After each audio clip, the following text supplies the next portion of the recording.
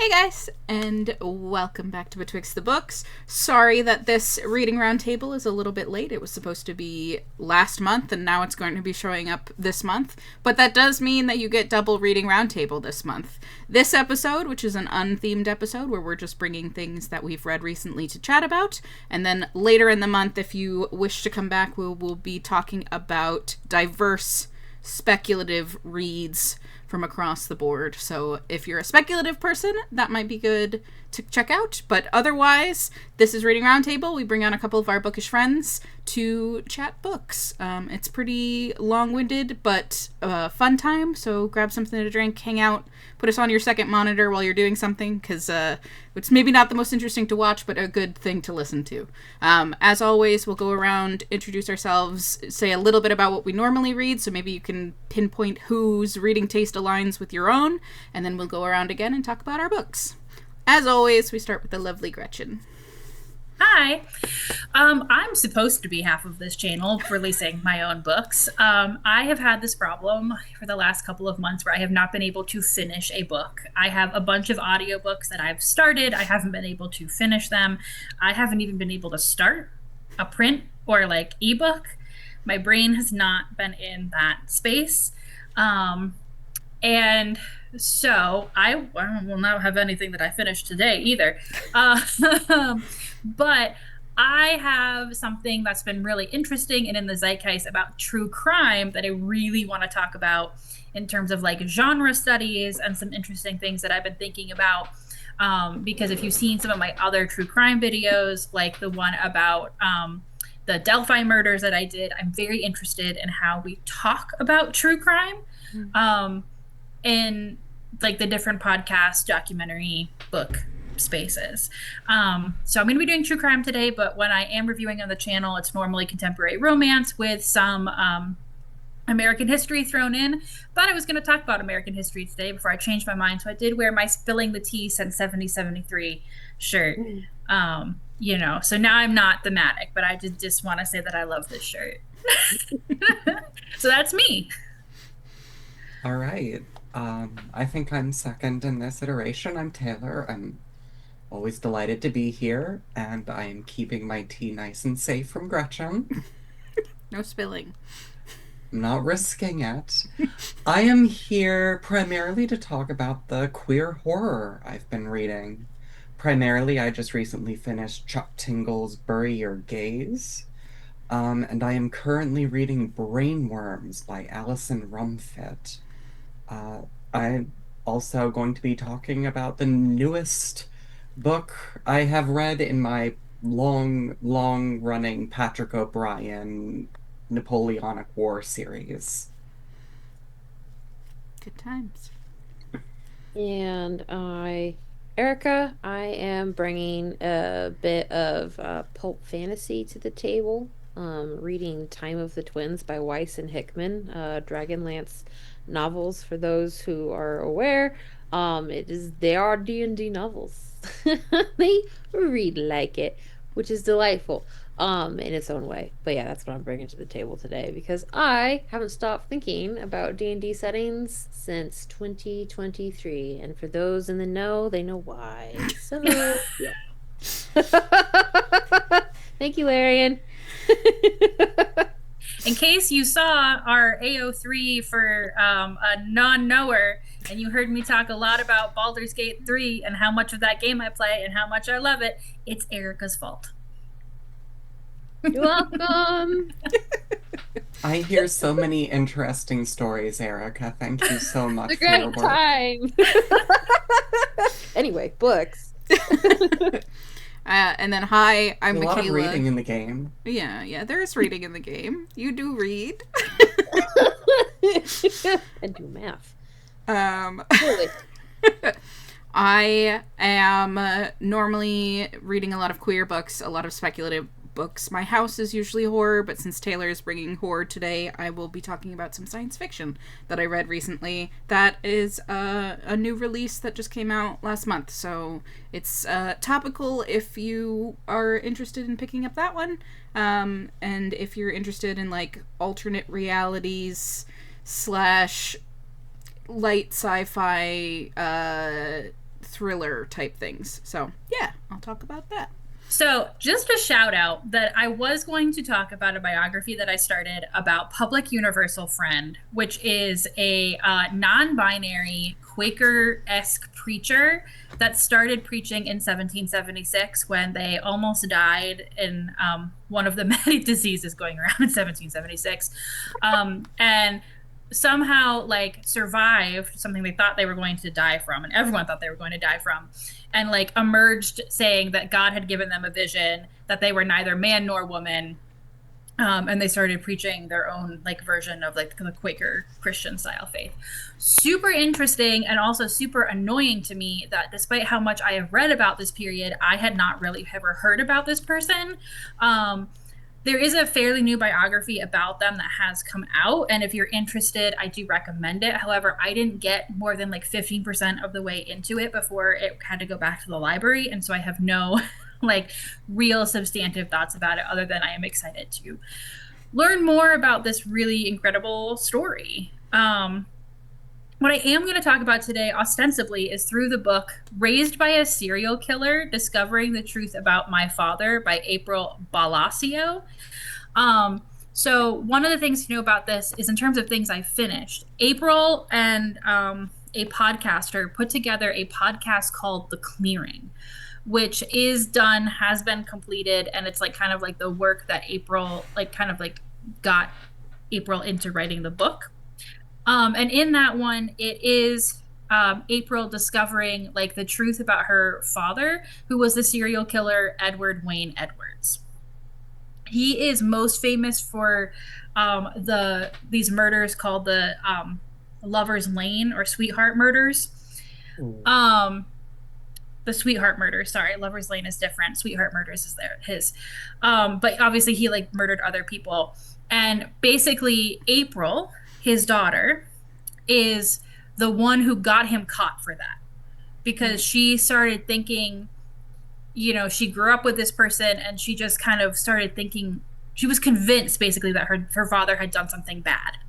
And like when she was a kid, and she couldn't place why. And she was like, started tracing, they moved all over the place and like tracing back.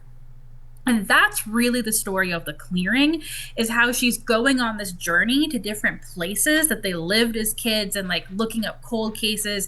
And what's really incredible in The Clearing is that she actually like becomes friends with the parents of at least one of the people, it's been a little while since I listened to it, who were murdered in the Sweetheart murders. Because they are so grateful that she went on this mission to essentially like turn her father in, because they've gone their whole lives not knowing who murdered their child until April kind of went. And so they've like discovered become like, I don't know how like friendly, right? But they have like a mutually respectful relationship, which is really incredible to hear them negotiate in the podcast as well. So it's really interesting. And I'm not that far in the book yet. I am about 40% of the way into the book, and April is still recounting, like kind of blow by blow, her childhood. I think she's like 13 or 14 by this point in the book. It does go back and forth slightly with her father's earlier life, but it's not like every other chapter. I'm listening to the audiobook, so I'm not clear if it's every 2 chapters or if there is even like a pattern to it necessarily about when she goes back in time to talk about her dad. But yeah, it's definitely very, very, in terms of having listened to the podcast, feels like very slow going. Of like, okay, your dad was great at throwing haunted houses. Cool. And I was thinking about why April may have maybe going on this long about her childhood and how she interacted with her dad. And like, he was he was abusive, but she also really loved him, and he really did care about his family. And like making sure to paint a full picture of him and her relationship with him. And I think one of the reasons maybe we're having a really interesting moment in thinking about the families and in particular children of serial killers right now, and kind of having a moment where we confront the true crime genre and the news for how they deal with the families of serial killers. Um, so, for example, Sky Borgman, who's like a big name in true crime documentaries, and has done some of my favorites, recently released a documentary with the daughter of the BTK serial killer, where she talks about her life, because she's actually become a victim's advocate now, not only for victims of serial killers, but also their families. And if anyone has seen all the recent news about the Gilgo Beach / Long Island serial killer, who's currently, he was going to go to trial, but he's recently pleaded guilty to 8 murders. His family did one of the most, like, I know they agreed to it, but the documentary that's on Peacock, particularly the fourth update episode they just released, feels intrusive. Like, I mean, they got their therapist to waive their HIPAA rights, to like talk about what they're talking about in therapy.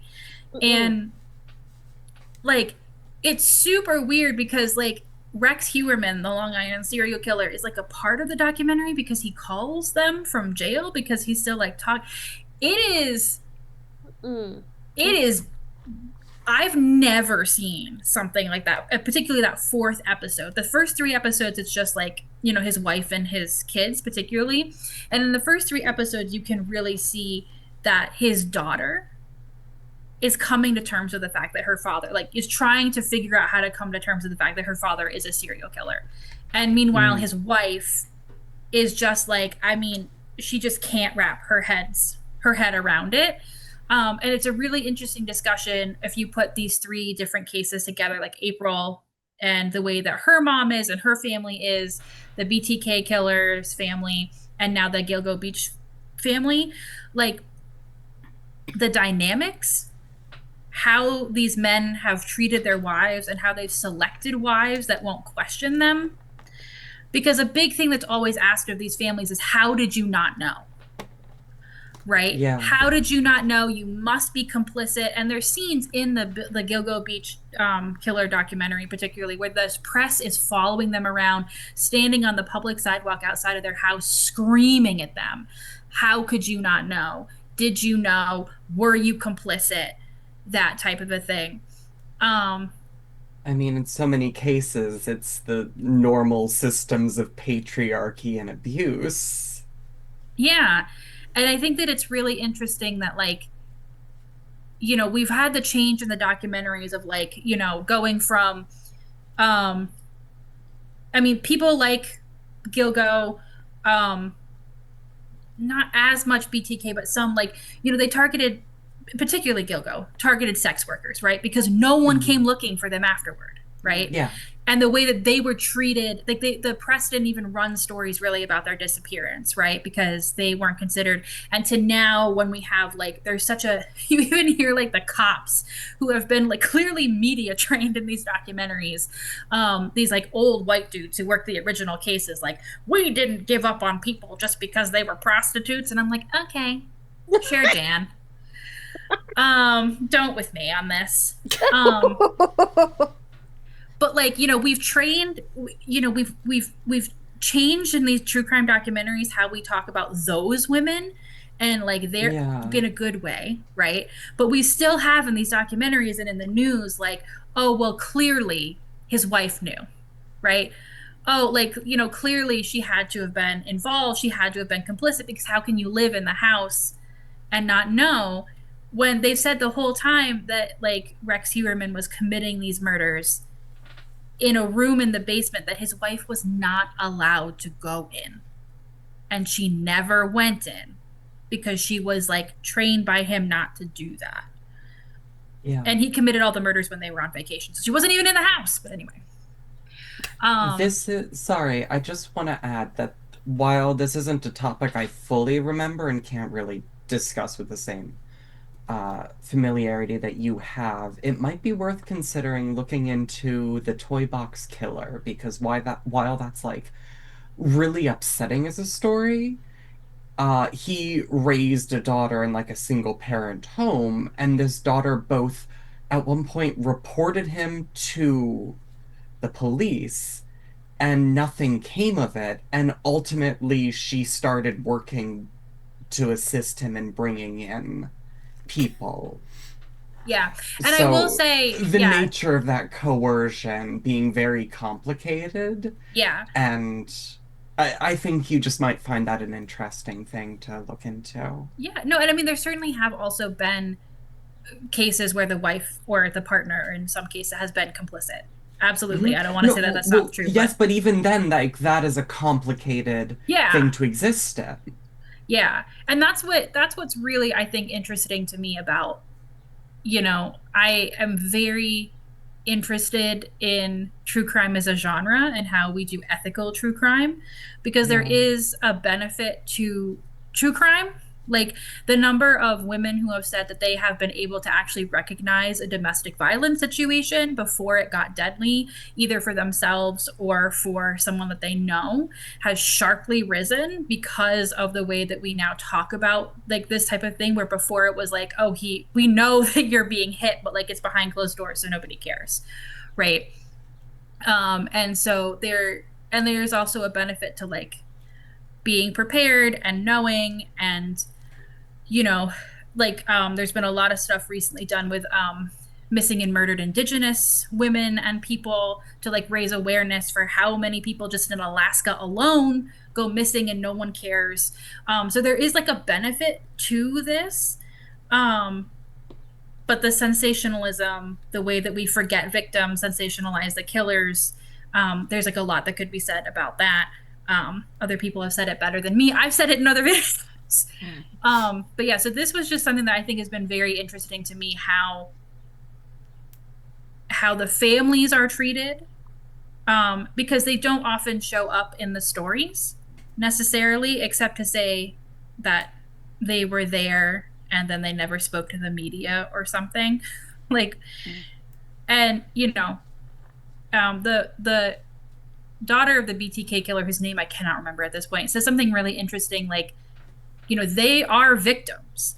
They are not victims in the same way, but they're also victims, and normally have also dealt with some other trauma from this person, because usually they are abusive at home, they're controlling at home, maybe not in ways that certainly doesn't rise to the level of obviously like serial killing.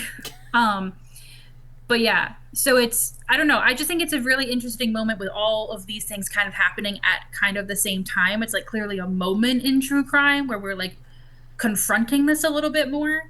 And I just don't know if anything is going to necessarily come of it. I hope that it does, because certainly, like, when especially the children are coming to the realization that at like 11 years old, their dad was downstairs in the basement murdering someone, and like trying to like wrap their head around it. And then they go to like the court case because they want to be able to hear the evidence, right? Because they have to hear it in order to believe it in a lot of cases. And the press is outside screaming, "How could you not know?" When a lot of times they're screaming that at themselves too. Yeah, 11. Yeah, And then no, to like the makes me think of the meme. Bitch, I'm 11. well, There's and no to other way to Taylor's respond point to that. too, like if they had gone to someone and said, "My dad is murdering people in the basement," They wouldn't believe them. They're no, 11. they're They're 11. 11. So often they are dismissed by the cops, and like the same way with reporting domestic abuse, the cops usually just tell the person that is being accused, like, hey, this woman's trying to ruin your life, you gotta watch out. Yeah. So, So, like, reporting these things makes it worse for you in so many instances just by the nature of the system. and also, if he's willing to kill strangers, he will kill you. Yeah. So, yeah, I don't know. I don't have any like, articulated thoughts about it, but I've just been, between this, the clearing. I do recommend the BTK, daughter of a BTK. It was not Sky Borgman's best. It felt a little unfinished. Um, the Gilgo Beach one on Peacock, there will be theses written about just that fourth episode alone, but it is like a very hard watch, because you're watching his wife still very much in the throes of like it's real creepy. You're like watching gaslighting on screen. I don't like it. Um, That's so a lot. it's a lot to watch, just that one episode. And then there is a new one on Paramount Plus that I haven't watched, and I don't know if it's any good. But it's called My Killer Father: The Green Hollow Murders. Literally just came out on Paramount Plus. I am waiting for my true crime podcast, Murder She Watched, to do a review because I'm not buying another streaming service. Um, There are a and lot then of serial killers out there. there's a lot, but I also think that Weird. like we're now coming to the point where like their children are now kind of speaking out, like they're adults now who are talking. So it's just like Yeah. interesting that like the children of serial killers are like having a They're older moment. now. Yeah, they're older now, they're talking about it, and they are trying to, at least in those stuff that I've seen, Mhm. reclaim their lives and reclaim their story. Um, And just provide new insight to the psyche. yeah. So I don't know, it's interesting. I would recommend The Clearing if you're interested in a podcast. I cannot, the book is slow going so far, but I'm not going to say yes or no, you shouldn't read it because I've not finished it yet. So um, that's what I've been doing for fun. Taylor, Boy, you, Yeah. I'll take it away from there. Okay, so Bury Your Gaze by Chuck Tingle is a horror novel, 2024. It is Chuck Tingle's second, like, non-romance uh adult, like, short fiction. Um, the previous one, Camp Damascus, was, I want to say, a YA horror novel. Well, this reads much more in like the adult horror. Um, I did like it a lot. I will say that while it is gruesome and like stressful, as far as a horror novel, I would say it goes a little lighter than many things. And like I think Tingle does a great job at like story spinning and he does good, interesting things in the space, but like sci-fi thriller would just as accurately describe this as like queer horror. It revolves around a like LA director and like horror writer who is currently kind of working on mainstream industry stuff with like an X-Files-esque TV show with two women as protagonists who have had a will they, won't they, and he's kind of brought in at the beginning of the book by his agent to tell him the studio like demands he kill off these characters. Like, you want them to come out, that's fine, they just have to die at the end of this. So Bury Your Gaze as like a plot line and a title and a thematic thing, it all very much ties together, literally with the idea of like a societal demand of like tragic queer stories. And amongst that kind of more direct, realistic examination on the contemporary industry and AI moving into the field for like production and all of these sort of workflows changing how it all can happen, and how much like life and humanity can be in it. There's also very much the horror element of characters from this main character's like previous horror properties start showing up in his life with very tangible abilities to harm people in it. And it kind of spins outward from there. It's not super long, but I think it was a really good read. I thought it was funny. I thought it was like distressing. I liked the ideas it had for like the whole miasma of problems we have as individuals and makers of like art and stories and discussions of art and like kind of valuing that. Um, I think this was definitely a really good step, and knowing that Chuck Tingle has a new novel coming out over the summer, Mhm. um, as someone who has like really just enjoyed the whole cross section of stuff of his that I've read, I think this continues to be like good, interesting work, and I love to see it. The book I'm currently reading and taking a slight break from is the much more horrific queer horror book Brainworms by Alison Rumfitt. This is from 2023, and I've been hearing about it for a few years because of like its, I guess, very graphic, very perverse elements that are very like uh, create certainly a scandal. They are not mild elements of sex and violence and abuse and nightmarish stuff in between. This is like a very surrealist horror take on a very like mundane plot, which is simply that a trans woman in London, her job working in like a gender clinic, is brought to an end by someone bombing the space. And she winds up working in a job like reviewing like social media posts for explicit material. So she's kind of in like the worst possible mental state.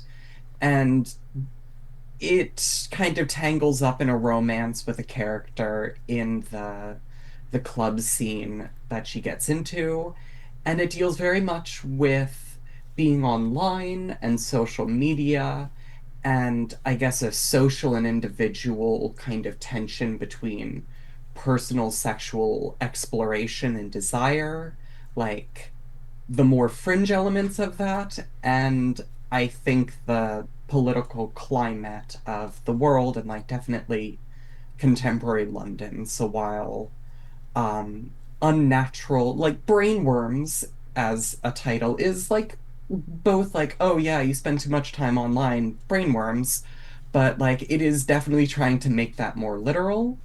And having only read the first two-thirds of the novel, I don't know how a lot of those things are going to finally come together. Um, it spent a lot of time going into wild things. It's like it is exhausting, it is grotesque. I'm having a great time. It is a horrible experience. Yeah. But I was listening to the audiobook, I was working on a puzzle, and I was just like getting through it. It was a really unique read, and even if it doesn't quite land the experience altogether, I definitely enjoyed this for just being insane. I think it is really beautifully and intelligently crafted to be upsetting and unpleasant. And I just want to commend it for doing that in like thoughtful ways. I don't know. Normally that's just dismissed as like, oh, you're just trying to be inflammatory or like gross for that purpose and that alone, but no, I think it does a lot. Uh, For those of us wondering what the scale here is, Michaela Okay. and I both read Bury Your Gaze. yes. And Okay. the reason I Yeah. was laughing when Taylor was talking was all I could remember was the diseased sheep, Oh which was one of yeah. the scariest parts of the book. Okay. But I read it and it was fine. I enjoyed it. Yeah. The scale for brainworms is I will never touch that. Yeah. I So think the scale yeah. of Taylor's reading here is just Yeah. beautifully rendered. And like yeah, beyond just saying queer horror, this is like the very unique experience of being online and transgender. So I have read Brainworms. I read it last year, I think. Or Yeah.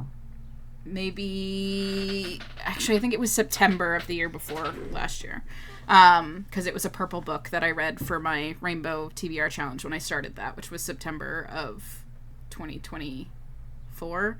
When I started doing that, it my frustration is that you are right. It is such a wonderful discussion of the ways that the internet radicalizes people and how people fall into holes that will be just push something that is like kind of a little bit weird and like continually push them farther and farther into this idea, which is in part When with the only people you can discuss this with are like very far into something and it being so socially rejected that that is your only space for an outlet, it can lead you into very extreme spaces. Right, and then you're surrounded by people with the same very extreme ideas as you, that you then each are just ramping it up and ramping it up together, and like pushing each other farther. The problem with it is, like you said, it is such a grotesque horror, and a casual reader will never pick up this book. Or if they do, they will never finish it. And that is so sad to me. Like, a horror reader who reads extreme horror will, but, like, I can't give this to someone and say this is such a profound discussion of radicalization in the internet age, because they also have to get through pages and pages of, like, really disgusting sexual stuff going on. And most people aren't going to want to read that. So it has this thing of, like, you are saying such important things, and I can't hand this book to most people. I can't be like, please read this. People, for the people in the know. It's so thematic on its own. Sort of, yes. Yeah. It's reflective.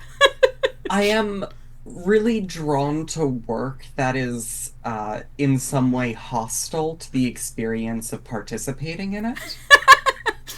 Yeah. And that doesn't always lead to consuming things that I like or ultimately find interesting, but as a process, I get a lot out of it. And I think this is a book that really wants to, like, hurt you for reading it. And people can rightly say, no, thank you. I'm not really... No? Yes, yeah. Don't do that, but... yeah, sometimes, you know. I'm just envisioning you, like, listening to this book, going at your puzzle, going, "Oh, great heavens!" And the most horrific thing is happening in the background. You're just like, "Oh my!" It was a 1,000 piece. Another puzzle piece. Oh, that's certainly something. It was a 1,000 piece puzzle of Lego faces. So it's just row upon row of smiling little faces. And I'll be honest, gosh. it was... That was intense. That was the most unique way to, like, dissociate. What an experience. Yes. Whew. Yeah. I don't want to take much time up, but I did mention Patrick O'Brian, and I'd love to take a coda for that because I read The 100 Days, which is the penultimate book in Patrick O'Brian's Master and Commander series. That's book 19. And I started reading this series over a decade ago with, like, really making it my focus the last few years. And The 100 Days as a title is in a reference to Napoleon escaping from captivity on Elba, reforming the army, and then being defeated ultimately. So it is, as a series that is focused on, like, the naval careers during the Napoleonic era. The war has been winding down for, like, a number of books. And it's always been, there's, like, this growing anxiety of, like, the future of this main character who's a captain, who's like, if I am not, like, highly considered, then I'm just gonna retire in disgrace with no money, and, like, all of this will have been for nothing. So even as this war is concluding, like, there's such reflection on legacy and everything. And the book in it is, like, I think from 1998, which is just 2 years before the author died. And so it feels... The whole experience was surprisingly elegiac for me, because both reflecting on the end of the era that's, like, you know, being written about 100 years in the future, but, like, these characters are very aware that the time they are in is coming to an end, and it's going to be very different for all of these systems they've, like, lived within. And while they might survive, I've, like, their role is a vanishing one. And the book ultimately ends with, like, so many of the characters being pulled into this central ship for, like, one voyage that's kind of been, like, bandied about, like a mission for the government, South America, talked about and, like, failed in previous books. So, like, it's one last hurrah, and the ship kind of sails off into the sunset with, like, the war may be over, but like they are all together, they have this thing, and it just felt profoundly sad in a way I wasn't ready for in like the second to last book when there is an unfinished 21st novel that was also released. Like, I didn't expect that to be the one that hit me, but it's just like this is coming to an end, and the characters and the author and me all kind of sitting in that for a moment was just very uh, I don't know, very very moving for me. I think these are great books for like the grit of like nautical lifestyle, but just like it is a very understated series when it comes to grief and like personal desire, but when it talks about them, it is so earnest and careful about what it does share and how it does that just like I I'm really impressed by the literary caliber of this series and coming gradually to the end. I'm just I don't know. I don't know when I will get to the final book because I'm just kind of stopped dead for the moment as I exist in that. Fair enough. Yeah. Um yeah, that's my month in reading. All right. Well, on that happy note, Erica, you wanna bring us to camp? My experience is far less profound than anything that was previously mentioned. Um, doesn't mean it's any less valuable, but I wasn't exactly crying or feeling strange or existential over anything happening here. Okay, so I'm bringing to the table a Dragonlance novel, Time Yes, of the yes, Twins, yes. by Weiss and Hickman. And I picked it up because I remember, so I tried to read it. This book was released in 2011. I think the first Dragonlance book by Weiss and Hickman was released in 2010. They feel older than that, and then I remember it's 2026. Yeah. I Um, didn't so, realize that series was like still going so late. Like it seems like such a dude, golden age of D&D in the 80s right? and 90s sort of thing. So the thing is, I picked it up because Weiss and Hickman finished another trilogy in 2024, and I was just Okay. informed of this. And there's more Raistlin, and I remember that the nerds I was hanging out with were really compelled by this wizard full of hubris and coughing fits, right? And like nothing sexier than a Reiki, wizard who, is really ambitious and prone to coughing fits or health problems, because that's a trend in fantasy. We are very compelled and attracted to the wafy man who can make magic tricks but can't hold himself up straight. Something about him, right? You'll never Um, convince me Gale is worth my time. that's not what I'm trying to do. Gale is, in fact, too conventionally attractive to fall in this category. This is not about you, Gale. Okay, that's great to But hear. anyway, Carry on. Gale's too charismatic is the thing. He's too normal. But anyway, um, right. Greasy. This wasn't gonna be about Gale, but I'm it was sorry. about Gale. Okay, listen, this is about Baldur's Gate all the way down, right? The reason I learned about this is because someone was comparing something I said about Gale to Raceland. They brought up new books, and I was like, you know what? I'm gonna go revisit this because when I tried to read it last, I was too pretentious and had too many sticks up my ass to enjoy it. And I was like, well, maybe it wasn't as bad as I remember. Maybe it's enjoyable because I have since then learned how to just enjoy things, even if they're not literary, masterpieces or whatever, which I want to highlight, I don't think about. If something's perfect, it's smooth, which means it rolls off my brain.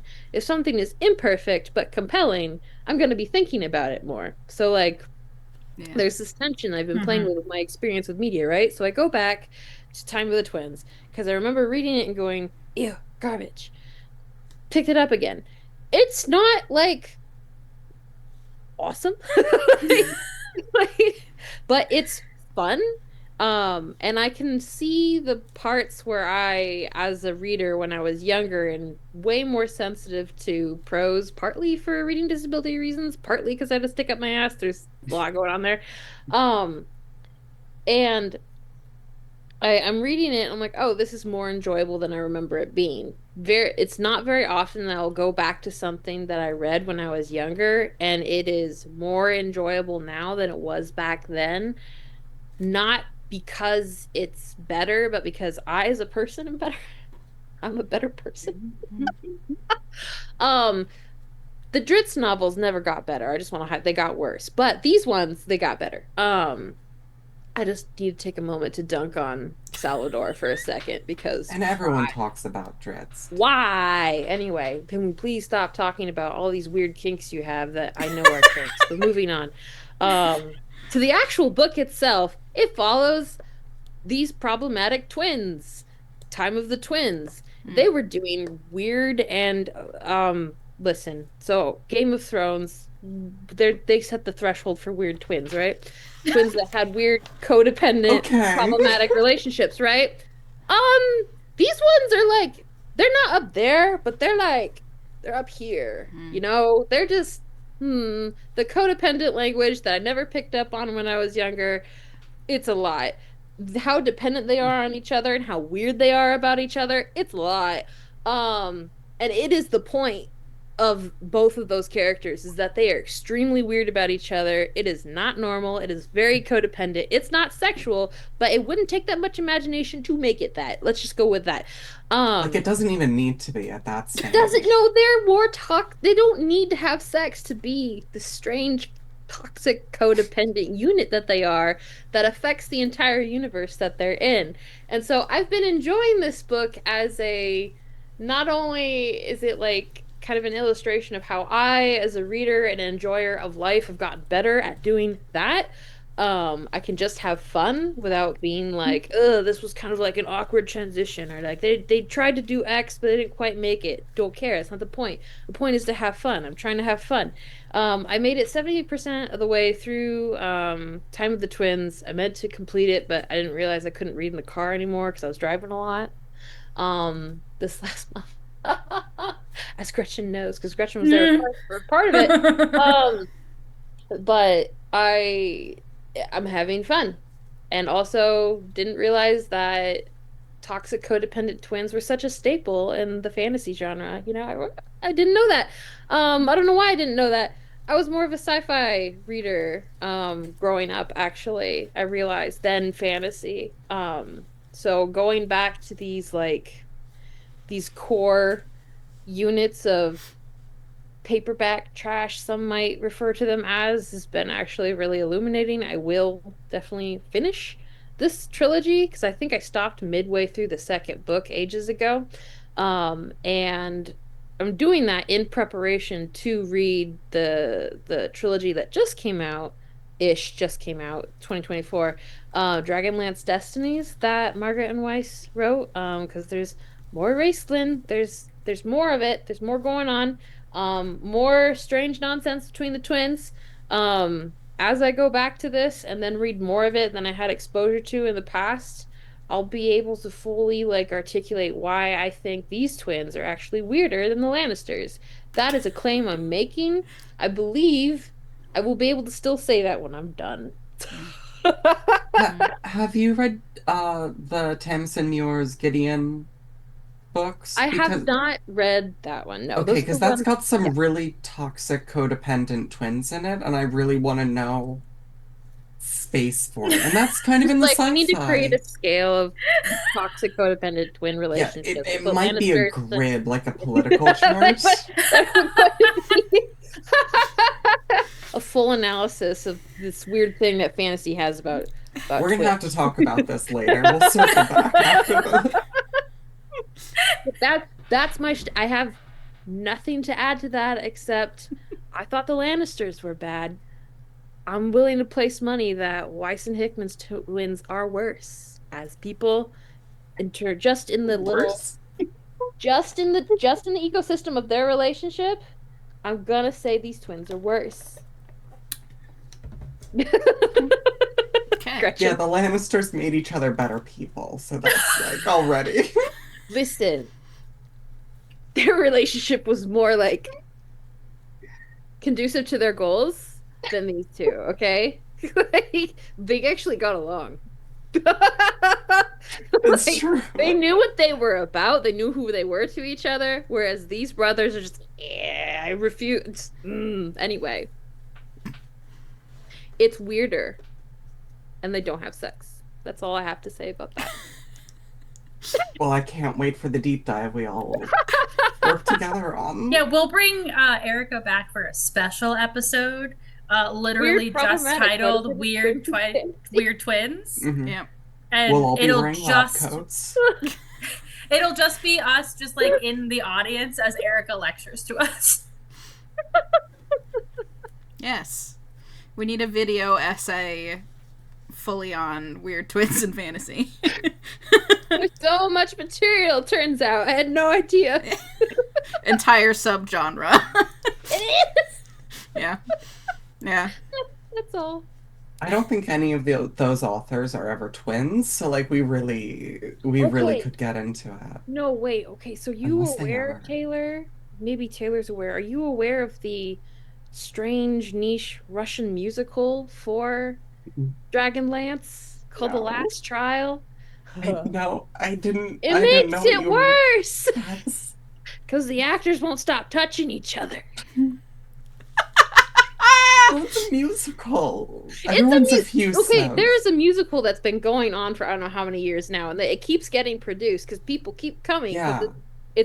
it's called The Last Trial, and it is an adaptation of Raceland's arc in the Twin trilogy, where he does apotheosis but badly.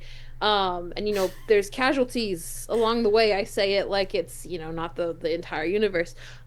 It's honestly fantastic. It's always going to be in Russian though, so you will need one with subtitles, and it's Is it honestly phenomenal. It's called The is Last it like Trial. jaunty? Like I've never encountered a Russian musical before that wasn't, like an opera. I mean, it's got opera-esque stuff going on, and every time. So another reason why I didn't finish this book is because every time I picked it up, I was just sitting here like, I should replay that song, and I would then start watching the musical instead of reading the goddamn book, just jamming. I will send you a link, Gretchen, because it's phenomenal, and everyone should be I think we exposed should to know, yeah. this. This is one more Musical. reason There's we a need a Discord. musical for these twins. It's mostly about Raceland, but still, it's very good. If it was about the twins entirely, it certainly wouldn't be, so. Well, it's mostly about Raceland and his whole thing. Exactly. Like the energy that the actors bring to their characters. Why are they touching so much? I don't know. Love it. That was truly my last bit. I promise. Okay, so I am going to talk about The Subtle Art of Folding Space, which is John Chu's debut novel, but I believe he's well known for short stories. Like, he's very prolific of a short story writer, like Hugo winning, but this is his first full-length novel. It follows a college student getting her master's, I believe, named Ellie, who is descended from and in a family with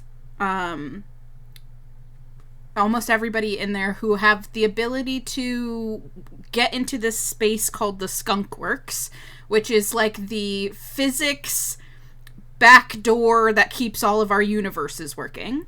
And her mom was a person who could architect things, like go in and like fix things, and her cousin is a person who does like inspections on them to make sure there's nothing going wrong, because if something in there is messed up, then there's physics breaking bugs that start showing up in like the universe, and there's other universes as well. So like if something over here is doing something in this universe, it can affect other universes that are similar to it.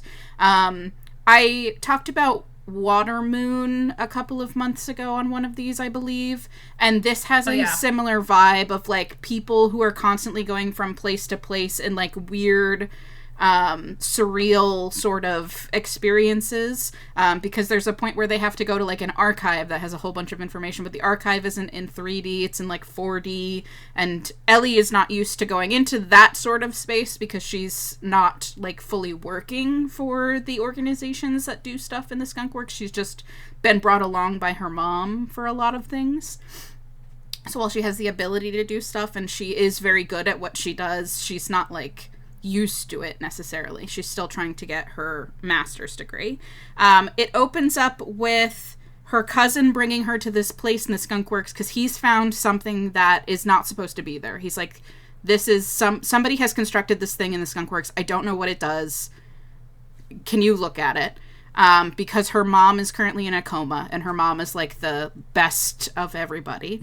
And it turns out that the thing that is in the Skunk Works there is the thing keeping her mom in a coma. It keeps her from dying. So she then has to make the choice of like, this thing is causing bugs in the universe. It's not supposed to be here, but it is also keeping my mom alive. So she has to make the decision to get rid of it, which will cause her mom to die. Her sister then blames her for their mother's death. Because she took apart the thing that was keeping her mom alive. But this also exposes a thing, and she gets, at the funeral, called into the director of the program of people who do all of this stuff, and the director's like, clearly some of my people knew about this thing being in there. One of them most likely put it together. I need you two, you and your cousin, because you're the only people who clearly are on the up and up and doing your jobs properly, to go in and see and talk to people in the organization and figure out, like, who did that, why they did that, so on and so forth. So then they're going on a mystery to, like, figure out that there's, like, a hidden cabal of people doing things that are trying to go on and so forth. You'll find out through the course of the book. It's very entertaining, very like fast-paced of like, now we're doing this and now we're doing this and oh no, the people are coming to get us, we have to move on to the next area, like sort of thing. A lot of quirky characters. It was very enjoyable. I liked this one more than Watermoon because it doesn't have the romantic element that Watermoon had that I felt was very rushed. Because Watermoon was like two people who fall in love over the course of like the 24 hours that they're running through all of these weird, surreal experiences. This is two cousins doing that. And I liked that platonic relationship because they have a rapport, they know each other, you get bits and pieces of their relationship, and it's easier to believe like them growing close together over the course of this without them falling in love at the end of it because it's so fast-paced. So if you liked Watermoon but had issues with that, this might be a good sequel to that. Both of them sort of have what I would call like Ghibli-esque feelings because it feels a little like Portal Fantasy, but the sci-fi version. You're falling through doors into weird things going on. And it isn't like the hard sci-fi of like, I'm going to explain quantum physics to you. Like, it's not that. But it's still definitely, like, it feels like the Skunk Works is, like, the back end of a computer program that runs reality type thing. The way that they work around it and talk about it feels more sci-fi based, obviously. It's a science fiction book. So I do recommend it, but it wasn't, like, mind-blowing to me. It was still kind of like popcorn reading, and I know that some people really like that. So if you're looking for something like that, I would recommend this one. And, yeah. Sounds really fun. There is, yeah, there's also some discussions because the characters are Asian of like discussions of like being Asian enough and being an Asian American versus Chinese. Like the older sister feels like her younger sister isn't doing enough for the family because she's much more steeped in the values of Chinese family structure. There's discussions of like the rivalry between siblings and how the younger sister was clearly the favorite of the mom, and so the older sister is constantly going over herself to be the best that she possibly can, but then still the younger sister is just better at it, so it doesn't matter. Her mom doesn't really pay attention to the older sister and the hang-ups that she has there. So that sort of stuff was really interesting as well. But yeah, it's just a fast-paced, like, mystery thriller sci-fi book. I enjoyed it, and I think that a lot of people will as well. I wouldn't be surprised if this one doesn't end up on like a, I don't know, maybe not Hugo, but like somewhere in their space of like up and coming debut books in the space. It's definitely worth checking out if you're interested in it. Nebula, maybe Nebula debut novels. Does they have a debut novel section for Nebulas? I don't know. Perhaps, but yes. So that sounds correct, but I don't know adult awards very well these days. No. I know that they have novel, but I don't know if they have debut specifically. But it's definitely something. And potentially even like crossover quick enough to potentially even make like the Goodreads. Yes, yeah, it could. Like type. For sure. As problematic as they are. Yeah. And yeah, I would recommend it. It was like within the 3.75, 4.25 range for me, somewhere around there floating. But yeah, I enjoyed it, and it was a good time if you're into something just sort of fast-paced and popcorny, which sometimes is nice. You can turn your brain off and just kind of enjoy the ride that's going on. That problematic sibling relationship. Or is it different kind? A different kind. We're like, they're cousins, so they're clearly not in a romantic relationship. And I was like, And I was like, well. They're not. I promise they're not. No incest here. And Daniel is gay, and he's in a relationship with a guy who I enjoyed that side character that you get to see a couple of times because he's sort of coming into the family, so he wasn't aware of the skunkworks stuff, and then sort of gets to hear about it, and then something will happen, and he'll be like, "What just happened? Something just happened. I can tell something just happened. You did a bunch of stuff that I was not aware of." Cute. He was like, "What just happened?" And it's enjoyable, yeah. Isn't that all of our experience walking into our partner's family? Like, you know something just happened. But you're not sure what it was, but the air is different now. Yes. Very much so that. So yeah, I really liked it, and I'd recommend it to folks. So, before we leave you guys, we do have one very important thing to do, and that is to continue to work on our bracket. If you haven't checked out our reading challenges, our buddy reading challenges for this year, our special challenge this year is to read a book voted on by our Reading Roundtable participants. And so this is actually the final pick of the first round, and then we will be moving to the quarterfinals. And so we are going to let Taylor and Erica tell us what books they are moving forward for us, starting with Taylor. For Michaela, we have chosen Black Flame by Gretchen Felker-Martin because it is a queer horror distressing experience, which I'm a big fan of, but it's got cursed old footage. It's got fun technical film restoration, and it's got some really insane stuff happening. Perfect. For Gretchen, we have picked to move forward Highly Suspicious and Unfairly Cute, partly because Talia Hibbert is someone that you mentioned already reading and being interested in looking at their YA on top of their adult fiction. So, and it's cute, which is important for Gretchen. So we're moving that forward. I feel like these two books are a great encapsulation of like me and Michaela as readers. Yes. Yeah. I also have another round of haven't votes. read a YA in a really long time. But anyway, we would like to, as always, thank our wonderful participants, Taylor and Erica, for joining us and bringing, this unthemed episode to life. We just say, come with whatever. And then everybody just is a little chaos gremlin about it. And that's fantastic. So thank you very much for joining us. And we hope that you have a wonderful evening. Thanks, guys. Bye.